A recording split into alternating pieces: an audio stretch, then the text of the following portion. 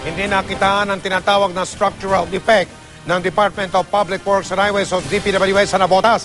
Ang gusali ng Navotas Polytechnic College, nabunutan tuloy ng tinikang pamunuan ng naturang kuleo. Ibig sabihin po kasi niyan ay pwede pang gamitin ng humigit kumulang na 1,000 estudyante, mga guro at tauhan ang naturang gusali.